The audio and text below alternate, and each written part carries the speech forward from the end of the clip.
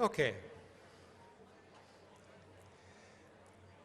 Clearly the exercise generated no response. You've got some ideas, and I've got a request to see if we can somehow reproduce that so you can take it home. If we can't do that immediately here, we can do it within a few days of the close of Synod, I promise. Because, yeah, I think you did notice some options for engagement. There are two other options of engagement I want to lay before you. And if you look in your, if I can have my PowerPoint back, if you look in your package, you've got actually an assessment sheet, a questionnaire from Huron's Enviro Action. And do you remember Ghostbusters? What was the theme of Ghostbusters? There was a particular phrase. Who are you going to call? Friends for Environment, who are you going to call? Enviro Action. Oh, let's say it again. We need a bit more engagement there. Friends for Ecological Stewardship, who are you going to call? For support with theological reflection, apart from Bill's comments earlier, who are you going to call? I want Enviro Action to be swamped with calls within the next month. We figure that they've engaged directly with about 20% of the parishes in Huron Diocese. Let's triple that this year. I want to introduce to you, I want to draw attention, by the way, to the work of Ms. Henriette Thompson, who, with Nancy and I, shepherds environmental ministry and advocacy at the national church level. She was to have been with us today, but her commitments to the Truth and Reconciliation Commission prohibit her being in two places. But I'm really delighted to welcome Ms. Lucy Cummings.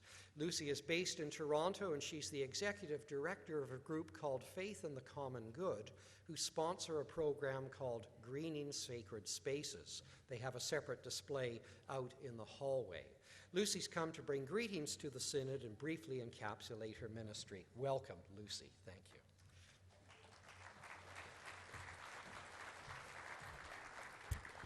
Thank you very much, Ken Gray. I'm delighted to be here. As Ken mentioned, our organization is called Faith and the Common Good, Greening Sacred Spaces. And our role is to support faith communities of all backgrounds to be role models within their own neighborhoods for greener, healthier communities that they live in. And I guess the main work that we do is to try to amplify all the tremendous work that's happening on a grassroots level around Canada. And I can tell you that the Diocese of Huron and Environ Action Committee are really role models. I get calls quite frequently about the role of faith. What does faith have to do with climate? What does faith have to do with the environment? And I think especially with the upcoming encyclical by Pope Francis, more and more environmentalists and policymakers are looking to their faith communities to help them break through the impasse that has frozen our response to climate. So your work is really important, and I was delighted to see that Ken has emphasized the real variety of actions. It doesn't matter, it just means, what's important is to take the moral lead.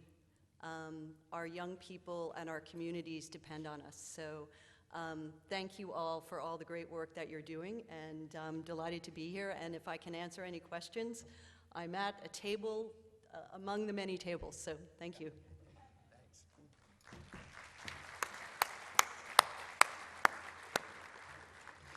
And so, friends, as I draw this second session to a close, I again want to thank Irene for being with us today. I thank you for your sacrifice, I know economically in terms of time or energy. Artists struggle because they take us to places we do not easily or ordinarily go. So I encourage your support of Irene's exhibition if you find it coming through your community, and we'll keep you apprised. I'm going to try to get her out to the West Coast as well. And with that, and with only 4 minutes and 20 seconds to spare, this will allow Synod to get ahead on its agenda, and we can get to dinner sooner. God bless you. Amen.